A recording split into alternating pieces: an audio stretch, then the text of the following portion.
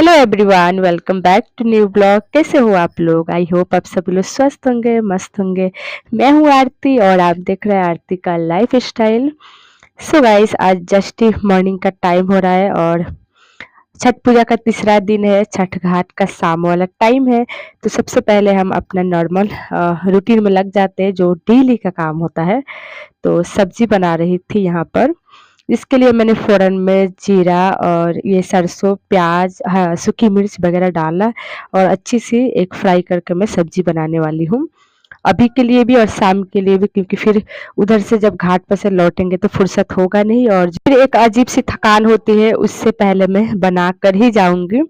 तो यहाँ पर मैंने सब्जी, टमाटर वगैरह सब फ्राई कर लिया है और सब्जी को फ्राई नहीं करूँगी, बस मसाले को अच्छे से भुनने के बाद यहाँ पर मैंने लहसुन डाला और पानी डालकर फ्राई कर लूँगी। फिर इसमें कच्चा ही सब्जी डालूँगी, जैसे कि परवल, गोभी, आलू सब मिक्स वेज अच्छी वाली एक सब्जी बनाऊँगी और हम लोग अभी भी खाएँगे। फिर एक्स्ट्रा मैं बना रही हूँ शाम के लिए भी।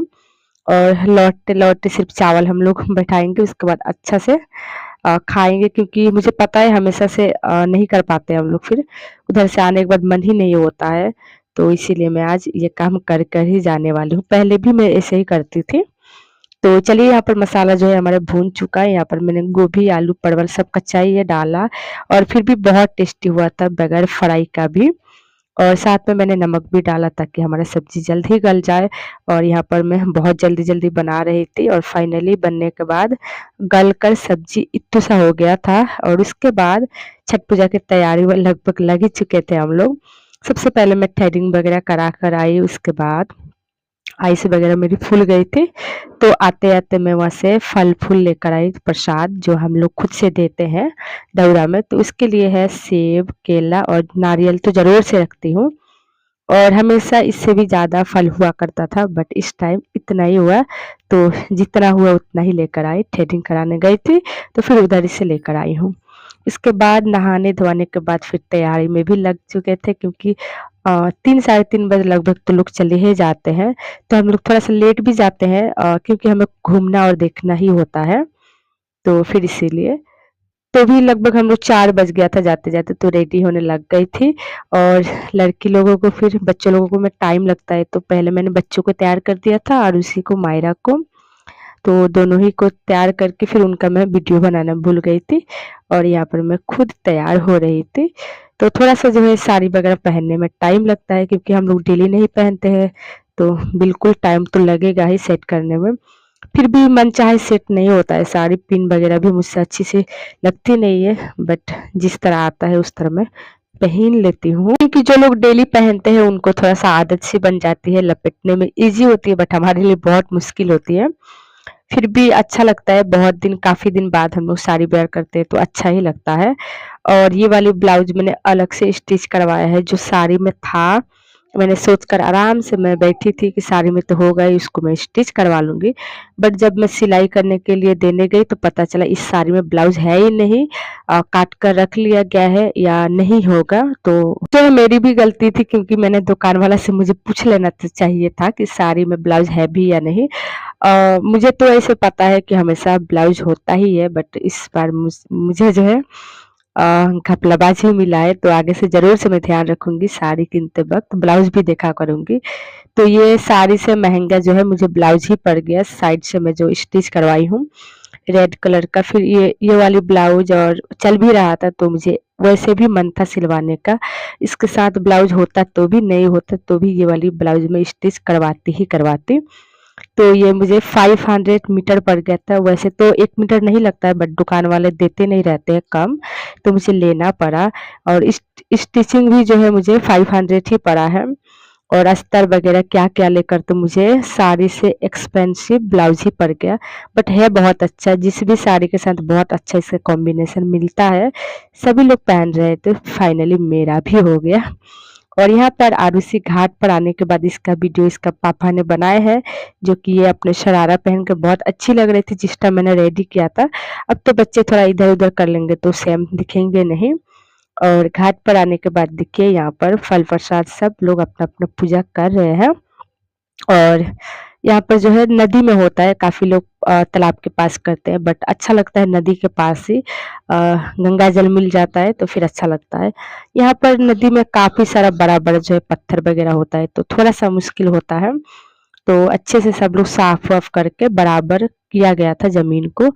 फिर वहीं पर टेंट वगैरह गिराकर फर्श पर जो है कारपेट बिछाया गया था, ताकि हम लोग अच्छे से जो है बैठ सकें। फिर जिसके-जिसके घर छठ पूजा होता है, सबके घर के पुरुष लोग आकर यहाँ पर अच्छे से पत्थर वगैरह साइड करके ज़मीन को बराबर करते हैं। फिर पैसा मिलाकर टेंट वगैरह गिराया जाता है, साउंड बॉक्स सब तैयार किया जाता है, ताकि अच्छे लग सके। वैसे तो बिहार के जैसा नहीं लगेगा, आप लोग जितना भी कर ले यहाँ पर, बट एक कोशिश किया जाता है। अदरवाइज़ जो छठ पूजा में अच्छी फीलिंग आती है वो बिहार में ही है। 3 दिन जो एक रौनक होती है ना, वो कहीं भी नहीं मिलेगी। बस अपने मन के लिए सब लोग पूजा तो करते हैं। यहाँ पर देखिए माँ बेटी हम तीनों ही मैचिंग है, और मायरा जो है कुछ इस तरह से वो अपना जो है शरारा लगाकर अच्छी दिख रही थी, बहुत क्यूट। काफ़ी लोग इसका फ़ोटो भी लिए हैं, जिससे ना जान ना पहचान लड़की लोग, बट इसका फ़ोटो ले रहे थे साथ में, क्योंकि मायरा है ही क्यूट। जहाँ भी जाओ इसका लोग फ़ोटोज़ वगैरह क्लिक करते हैं। पता नहीं क्यों, स्वीट बेबी है शायद इसीलिए, या मैचिंग का कपड़ा था लड़की लोगों का शायद इसीलिए भी। और कुछ इस तरह से यहाँ पर माता रानी को भी विराजमान किया जाता है। क्या बोलते हैं, छठी मैया का एक मूर्त सा बनाया जाता है। अदरवाइज कहीं भी मैंने जो है छठी मैया का मूर्ति तो नहीं देखा है, बट यहाँ पर थोड़ा सा कोशिश किया जाता है मूर्ति बनाने का। और वहीं पर दान पेटी सब होता है, आप लोग पूजा पाठ करें और दान करें।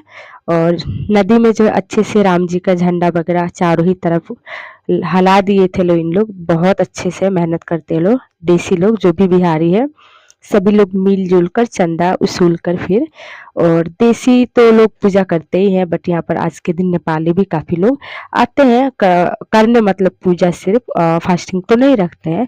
बट धीरे-धीरे सबकी श्रद्धा छठी मैया से जुड़ती ही जाती है। काफ़ी लोग अब करते हैं बिहारी के सिवाय भी छठ पूजा। ये शादी का लगभग 5वां या छठा होगा, क्या बोलते हैं, छठ पूजा मेरे लिए। बट पाँचों छऊ मेरे जो है नेपाल ही गया है, कभी भी मैं बिहार नहीं रही हूँ। 1 साल शायद मैं थी ससुराल में, बट मायके कभी भी छठ पूजा में मैं नहीं जा पाई हूँ। ये जो है पतिदेव का देन है कि हमेशा मैं यही रह पाती हूँ, अदरवाइज़ कौन इतना ख़्याल रखेगा अपना पत्नी का। जो कि ये मुझे बहुत ख़्याल रखते हैं मेरा, हमेशा यहीं पर रखते हैं, ताकि मुझे ठंड-वंड ना लगे या बीमार वगैरह ना पड़ूँ सोचकर। सो आप लोग समझदार होंगे, समझ जाएँगे। एंड यहाँ पर जेठानी जी जो मेरी गाँव से है, तो वही छठ पूजा करती है। एक और ननद साहिबा है, तो उनके साथ ही हम लोग जो है घाट पर आते हैं। और जेठानी जी यहाँ पर शाम वाली अर्घ दे रही थी सूरज को, क्योंकि घाट पर आने के बाद थोड़ा-सा बैठा जाता है, पूजा वगैरह करने के बाद जो सूरज भगवान है, जाने से पहले उनका अर्घ दिया जाता है संध्या वाला। उसके बाद फिर कल सुबह तो काफ़ी इंतज़ार करवाएँगे सूर्य देव अर्घ के लिए, बट अच्छा भी लगता है, क्योंकि ऐसे ठंडी की वजह से थोड़ा-सा मतलब कुहासे वगैरह की वजह से तकलीफ़ होती है। अदरवाइज़ सूरज भगवान अपने टाइम पर ही निकलते हैं। और टेंट वगैरह लगाकर जो है यहाँ पर नदी में भी इतना अच्छा-सा रौनक है कि लग ही नहीं रहा है ये नदी है। काफ़ी लोग जो अर्घ देने गए हैं। तो गाइस हम लोग जो है वीडियो बना रहे थे, यहाँ पर पतिदेव मैं दोनों ही बच्चों को सँभाल रही थी अच्छे से, क्योंकि फिर डर लगता है प्रसाद वगैरह बच्चे छू ना दे या जूठा वगैरह ना कर दे, फिर माता रानी माफ़ भी नहीं करती है जल्दी से, बच्चे ही क्यों ना हो। उनको दंड वगैरह बहुत जल्दी देती है छठी मैया। सो मुझे अच्छे से पता है, क्योंकि मैंने बचपन से ही देखा है। तो एकदम मैंने जो है बच्चा पर मेरा आँख था दोनों ही, और फ़ोन पर पतिदेव का हाथ था और आँख। तो इनका किया हुआ वीडियो भी अच्छा ही है, इन्होंने अब सीख लिया है, लग रहा है वीडियो करना। यहाँ पर हम लोग बैठे थे, सब लोग गए थे अर्घ देने, बट यहाँ से मैं हिली नहीं थी बच्चों के डर से। जाते ही फिर बच्चे कुछ ना कुछ छू-छा कर देंगे, तो सबका प्रसाद का मैं ख़्याल रख रही थी यहीं पर बैठकर। सो माँ-बेटी हम लोग मैचिंग फिर दिख ही नहीं रहे। और मायरा का संस्कार देखिए, मैं जो है यहाँ पर माथे पर रखी थी साड़ी, क्योंकि यहाँ पर एक जेठ जी भी है, फिर इसीलिए, अदरवाइज़ कोई ज़रूरत नहीं था। और पूजा है तो ज़ाहिर-सी बात है सर पर तो रखना ही होगा। तो मायरा भी देखकर सर से चुनरी उसका हट नहीं रही थी, क्योंकि वो बहुत ज्ञानी है, संस्कारी बेटी है मेरी, बहुत फ़ोकस करती है हर चीज़ पर जिस तरह हम लोग करते हैं।